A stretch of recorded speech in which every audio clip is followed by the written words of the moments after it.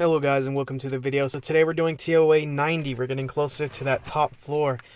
And by now, I feel like there's a good amount of you who are new to the game who are definitely struggling with this stage right here. And I know I said in the last video or two we were going to stop doing the assessing thing where we're looking at units, but I think it's very important on this one especially that we go and look at the units. So let's hurry up and go and look at these monsters that we're going to be facing, especially in the final part of this stage, and we can get to putting a strategy together. So the first unit you're going to see in that stage is Megan.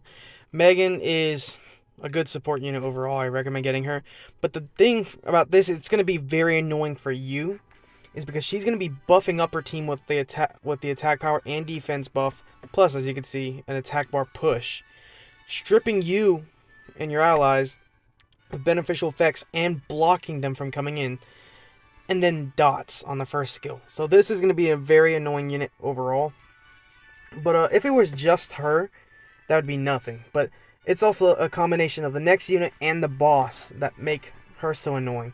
But let's look at the next unit. So the next unit you're going to see in that stage is Thrain. Thrain is actually going to be a menace if you leave him unattended. Let's go through his skills.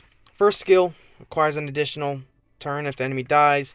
Second skill, spreads a plague to all enemies with an 80% chance to inflict continuous damage effects. That lasts for 2 turns. So, dots, essentially. Meteorites of Doomsday fall on the enemies to inflict damage with... damage increases with time. What? I hate the English. Stuns enemy for 1 turn if the enemy is under continuous damage. So this can be really bad, especially considering if you know, you're running out of immunity, or you're being stripped of the immunity, cough cough Megan, and there's gonna be tons of dots coming in. But let's get to the actual boss, and then we can come up with a strategy. So the boss of this stage is Ascension. Oh my gosh. Ascension, which, let's take a look at the skills. Throws a small spirit at the enemy and increases your critical rate by 30% at the next turn if you get a critical hit. Causes turbulence to set the enemy's attack bar to 0 and increase your attack bar by 50. Third skill, surrounds all enemies with night and puts them to sleep for 2 turns and prevent them from receiving beneficial effects for 2 turns. So this can be kind of bad, but I feel like as scary as that skill 3 is, we're not going to worry about that quite yet. We're going to actually... Yeah, you know what? I got an idea. Let's go. Okay, so here we are, planning board. Of course, the first 2 things I'm already thinking of is if the enemy does not move, or at least if they're moving slower than you are, then, you know, of course we're going to be able to do a lot more. So Bernard and Spectra are immediately the first 2 on my list. Bernard is going to push us, make us take more turns, give us an attack speed boost, while Spectra is not only, like, on his 3rd skill. Let's look at his 3rd skill. Not only is he going to decrease all the enemy's attack bar, but he's going to decrease their attack speed, which is amazing. So we're going faster, and we get an attack bar boost, and the enemy's going slower, and they get an attack speed slow. So with this, we got to decide who else are we going to be bringing. We could bring Shylock for more control, but I don't want to keep, like, bringing in all these units that do that. Other than that, the enemy is going to be buffing itself, so I don't know, but I think it'd be a good idea to bring a Megan of our own. You know, Megan, here are the runes for Megan. I'll put probably just, if you want to see more of the runes, I'll put it up in the video. I'll put in that extra work, I guess. And an immunity from Lulu would be a good thing, just in case. But I have a game plan. I have a little sneaky trick that I might try with Lulu. You'll see when I get to the boss stage, right? And last but not least, we could bring Naomi as our nuke. We could bring a completely different unit. By the way, I'm working on this chick right here. When I get her, I'm going to try and get her 2-8 eventually. She'd be crazy, I think. Could bring Ryok, but I don't think Ryok would be a good choice. Let's just go with this right here. Naomi is our nuke. But I think any old damage dealer should work. But let's hop in and see how this goes. Okay, so here we are at the boss stage. Now, I'm going to try something a little sneaky, and I think it'll be pretty smart. I'm not going to put Lulu's immunity this... Oh, no, I should. I really should, shouldn't I? I thought I was going to be much faster, huh? Let's do this. Try to take out Megan as quick as possible. I do not need these buffs on the enemy. We can handle one turn of all this chaos, but yeah, no, it's about to get crazy in a second because now we don't have any immunity. Come on.